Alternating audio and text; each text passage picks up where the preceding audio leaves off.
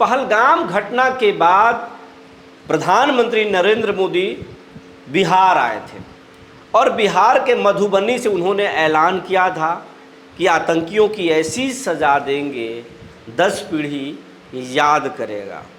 उसके बाद ऑपरेशन सिंदूर हुआ और ऑपरेशन सिंदूर के बाद प्रधानमंत्री बिहार आए, सीधे बिहार आए। लेकिन बिहार में फिर वो मिथिलांचल नहीं गए, पटना आए और पटना से सीधे शाहाबाद के विक्रमगंज में आए, रोहतास जिला के विक्रमगंज में आए और प्रधानमंत्री नरेंद्र मोदी के सभा से पहले मगध और शाहाबाद के तमाम जिलों में कैंपेन चलाया गया। पूरा मगध और शाहाबाद के लोग जुटे, विक्रमगंज में जुटान हुआ। तो आखिर क्यों ये जुटान हुआ? मोदी अगर आए तो शाहाबाद में ही आए, क्यों नहीं वो चंपारण गए, क्यों नहीं वो दूसरे जिलों में गए, लेकिन शाहाबाद ही क्यों टारगेट किए और पूरे मगध और शाहाबाद के लोगों का जुटान क्यों हुआ, कार्यकर्ताओं का जुटान क्यों हुआ, जनता का जुटान क्यों हुआ? इसके पीछे भी मायने हैं। क्या मायने हैं ये हम आज विस्तार से बात करेंगे।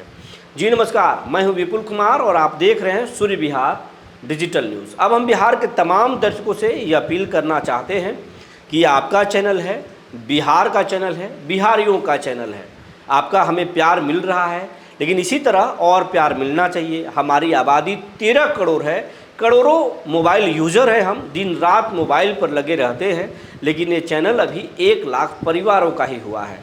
तो अगर अभी तक आप इस चैनल को यूट्यूब पर सब्सक्राइब नहीं किए हैं तो सब्सक्राइब कर लीजिए, बेल आइकन को दबा लीजिए। अगर आप हमें फेसबुक पर देखते हैं तो पेज को फॉलो कर लीजिए। साथ साथ एक और आग्रह है कि इस खबर के डिस्क्रिप्शन में सूर्य विहार के व्हाट्सएप चैनल का लिंक दिया हुआ है, आप इसे ज़रूर ज्वाइन कर लें ताकि हमारी खबर सबसे पहले आप तक पहुंच सके। अब आपको खबर हम विस्तार से बताने जा रहे हैं। शाहाबाद और मगध को पर मोदी की नज़र क्यों है, शाहाबाद के विक्रमगंज में क्यों मोदी आए, इसके भी मायने हैं। मायने ये हैं कि हम आपको सबसे पहले 2020 के विधानसभा चुनाव में लेकर चलते हैं। मगध और शाहाबाद में कुल 73 विधानसभा सीट है और इन 73 विधानसभा सीटों पर करारी हार हुई थी एनडीए की। ऐसी हार हुई थी कि मगध और शाहाबाद के कई इलाकों में सुफड़ा साफ हो गया था। अगर उपचुनाव में कुछ सीटों को नहीं जीतते तो यहाँ तो कई ज़िलों में एक भी विधायक ही नहीं थे। उदाहरण के तौर पर आपको हम औरंगाबाद, मगध का औरंगाबाद जिला आपको बताते हैं। यहाँ औरंगाबाद जिले में 6 विधानसभा सीट है। 6 विधानसभा में 4 पर आरजेडी के विधायक हैं और 2 पर कांग्रेस के विधायक हैं। यानी यहाँ पर एनडीए का सुफड़ा साफ हो गया था, जबकि ये एनडीए का गढ़ माना जाता है। हम इसी तरीके से आपको पूरा मगध और शाहाबाद की बात करें तो शाहाबाद में कुल 22 सीटें हैं, जहाँ पर बीजेपी के 4 मौजूदा हैं, आरजेडी के 10 हैं, जेडीयू के 1 है और जेडीयू के वो भी 1 तब है जब जमा खान बसपा से चुनाव जीतने के बाद जेडीयू में चले गए, तब उसको कहेंगे। कांग्रेस के यहाँ पे शाहाबाद में 4 कैंडिडेट हैं और अदर से 3 विधायक हैं। अगर मगध की बात करें तो मगध में कुल 51 विधानसभा है और यहाँ पर बीजेपी के 10, आरजेडी के 23, जेडीयू के 7, कांग्रेस के 4 और 7 अदर यानी अलग अलग निर्दलीय और अलग अलग पार्टियों के विधायक हैं। ये स्थिति है, ये सीन है। तो यहाँ पर हार की सबसे बड़ी वजह ये माना गया था कि उस वक्त लोजपा रामविलास लोजपा जो है वो एनडीए से अलग था और वहाँ पर जहाँ जिन सीटों पर चुनाव जेडीयू लड़ रही थी वहाँ पर मजबूत उम्मीदवार लोजपा ने खड़ा कर दिया था। लोजपा के दिग्गज उतर आए थे, जिसके कारण वोटों में बिखराव हुआ था, वोटर कंफ्यूज हो गए थे और जेडीयू को करारी हार झेलनी पड़ी थी। वहीं बीजेपी के जहां सीट था वहां पर जेडीयू के लोगों ने कम इंटरेस्ट लिया था, इसके वजह से बीजेपी की हार हो गई थी और मतदाताओं में एक तरह से कन्फ्यूजन हो गया था। वहीं महागठबंधन पूरी मजबूती से चुनाव लड़ा था। नतीजा ये हुआ था कि महागठबंधन ने परचम लहरा दिया था इन क्षेत्रों में और इसी वजह से प्रचंड बहुमत की तरफ एक तरह लौट गए थे तेजस्वी यादव। मामूली कुछ विधायकों की वजह से वो चुनाव सरकार नहीं बना पाए। तो इस बार कोशिश ये है कि यहाँ पर इन इलाकों में महागठबंधन को करारी हार कराएं और यहाँ पर अपने पुराने गढ़ को बरकरार रखें। इसीलिए मोदी शाहाबाद के विक्रमगंज में आए, जहाँ से वो पूरे शाहाबाद, भोजपुर, रोहतास, कैमूर, औरंगाबाद, नवादा, झारखंड, गया, अरवल, ये तमाम ज़िलों को जो है वो तमाम ज़िलों को वो साधे और यहाँ से ये तमाम ज़िलों के कार्यकर्ता यहाँ पर पहुँचे। लेकिन सबसे बड़ी बात ये है कि इन इलाकों में एनडीए में गुटबाजी बहुत हावी है और एनडीए के एक दल, किसी खास दल में नहीं, हर दल में गुटबाजी हावी है। जहाँ पर मान लीजिए बीजेपी को जिन सीटों से चुनाव लड़ना है, एक सीट से वहाँ 10-10 कैंडिडेट हैं, तो वहाँ पर गुटबाजी है। हर आदमी, हर प्रत्याशी अपना अपना गुट अलग बना के रख रहा है।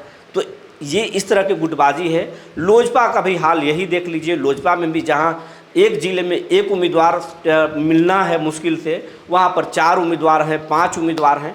ये रोहतास में भी हालत है, कैमूर में भी हालत है, भोजपुर में भी हालत है, नवादा में भी है, गया में भी है, अरवल में भी है, जहानाबाद में भी, ये तमाम इलाकों में है। लेकिन इस बार कहा जा रहा है कि मोदी अपने कोर टीम को मगध और शाहाबाद में लगाए हैं और यहाँ नेताओं की गुटबाजी पर उनकी नज़र है और कम करने की कोशिश कर रहे हैं।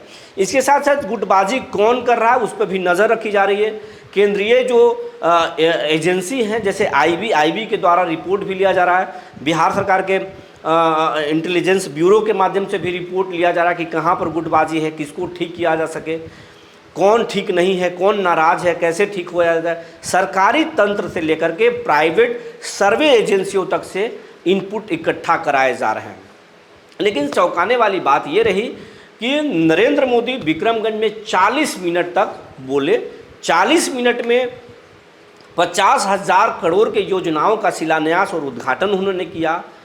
लेकिन एक चीज़ों के बारे में लोग सोच रहे हैं कि मोदी ज़रूर बोलेंगे, जातीय जनगणना।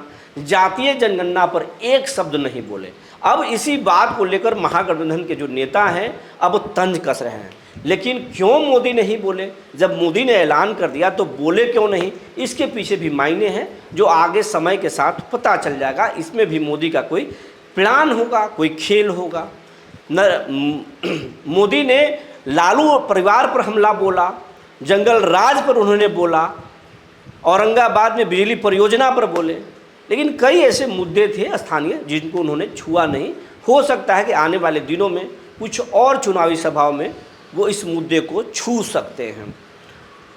इसके साथ साथ एक चीज़ और कहा जा रहा है कि ये मोदी के सभा तो हुआ, लेकिन जेडीयू और बीजेपी ये मोदी के सभा में पूरी ताकत से आए। दोनों पार्टियों ने जोर लगाया, लेकिन चिराग पासवान की जो पार्टी है लोजपा रामविलास, उसके कार्यकर्ता, उसके नेता जोर नहीं लगाए भीड़ इकट्ठा करने में, अपने कार्यकर्ताओं को मोदी की सभा में ले जाने में। वही बात उपेंद्र कुशवाहा के पार्टी को भी देखा गया और यही कुछ ऐसा ही हाल जीतन राम मांझी की भी पार्टी को देखा गया। लेकिन नेता, चाहे वो उनके इन पार्टियों के उम्मीदवार हों, भावी प्रत्याशी हों, नेता हों, ये ज़रूर तमाम लोग उस रैली में भाग लिए। कार्यकर्ता या गांव के लोग, उनके समर्थक गए या नहीं गए, नेता ज़रूर भाग लिए। और कुछ लोग पर्दे के पीछे ये बोल रहे हैं कि जिन पार्टियों की जितनी भागीदारी है, जोर तो हम उतने ही लगाएंगे। अगर आप 100 सीटों पर लड़ेंगे बिहार में, तो ज़्यादा जोर तो आप ही को लगाना होगा। हम अगर 20 सीटों पर लड़ेंगे तो हम जोर तो उतने ही लगाएंगे। अगर कोई 5 सीटों पर लड़ेगा तो उतने ही जोर लगाएगा, कोई 4 सीटों पर लड़ेगा तो उतने ही जोर लगाएगा। बराबर के जोर हम कैसे लगा सकते हैं? हमारे भी दायरे हैं, हमारे पास भी उतने ही सीमित संसाधन हैं। तो ये तमाम चीज़ें हैं। मगध और शाहाबाद में गुटबाजी हावी है और इस गुटबाजी पर बीजेपी और जेडीयू की नज़र है। आपको चलते चलते एक जानकारी आपको बता देते हैं।